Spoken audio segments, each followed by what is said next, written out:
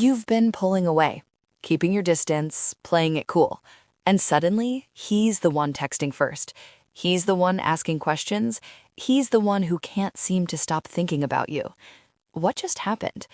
Most people think avoidant men are impossible to attract. They assume distance equals disinterest, but that's not how their brain works. Avoidant men don't obsess over someone who chases them. They obsess over someone who makes them feel something they're not used to feeling, safe uncertainty. And today, you're about to learn the 8 signals that flip that switch in their mind. Let's start with the first signal. You stop trying to define the relationship. Here's what happens inside an avoidant man's head when you ask where things are going. Panic. Not because he doesn't like you, because now there's pressure, and pressure feels like a trap. But when you stop asking, something shifts. Suddenly, he's the one wondering. He's the one checking his phone, because you removed the thing that made him want to run. You gave him space to actually miss you, and avoidant men only want what they're afraid they might lose. Second signal, you have a life he's not the center of. Most people think showing up constantly proves you care, but to an avoidant man, it proves you need him. And need feels heavy. It feels like responsibility.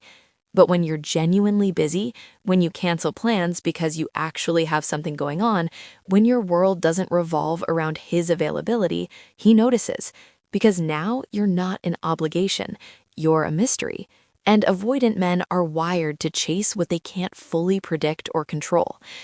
Third signal, and this one's sneaky, you're comfortable with silence. Not the passive-aggressive kind, the actual kind. Most people fill every gap with words because silence feels like something's wrong, but avoidant men live in silence. It's where they feel safe. So when you can sit with them, say nothing, and not make it weird, not make it mean something, they relax. And when an avoidant man relaxes around you, that's when the obsession starts, because you just became the only person who doesn't make closeness feel like drowning. Fourth signal, you don't react to their distance. Here's the pattern most people fall into. He pulls back, you chase. He pulls back more, you panic. And now he's gone. Because your reaction confirmed his fear that getting close means losing freedom. But when he pulls back and you just keep living your life, no guilt trips, no desperate texts, no analyzing what went wrong, his brain short circuits because the script just flipped. Now he's the one wondering if you're thinking about him, and that wondering turns into obsession faster than you'd think.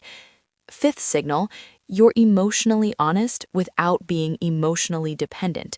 There's a difference. Dependent sounds like, I need you to text me back or I'll spiral. Honest sounds like, I enjoyed our time together. I also have plans tonight. See the difference? One makes him responsible for your emotions. The other just shares them. Avoidant men aren't afraid of your feelings. They're afraid of being trapped by them. So when you can express what you feel without making it his job to fix, manage, or reciprocate immediately, he feels something rare, connection without consequence, and that's addictive to him. Sixth signal, and people miss this one constantly, you don't punish his need for space. Most people treat an avoidant man's distance like betrayal.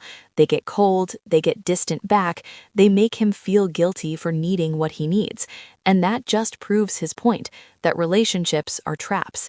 But when he says he needs a night alone, and you say, cool, have fun, and you mean it, no edge in your voice, no silent resentment, he realizes something. You're not trying to change him. And the moment an avoidant man feels accepted as he is, not as you wish he'd be, the obsession begins, because you just became the safest person he's ever known. Seventh signal, you set boundaries without drama. Boundaries aren't ultimatums, they're not threats, they're just information. This works for me, this doesn't. Most people either have no boundaries with avoidant men because they're afraid of pushing them away, or they set boundaries with anger because they're already resentful. Both backfire. But when you calmly say, I'm not available for late-night texts, I need plans in advance, and you're not emotional about it, you're not punishing him, you're just clear. He respects it. And respect turns into fascination, because now you're not someone he can take for granted. You're someone he has to show up for. Eighth signal, the one that ties it all together, you're genuinely okay if it doesn't work out. Not pretending, not playing games, actually okay. Because here's the truth, avoidant men can smell desperation from a mile away.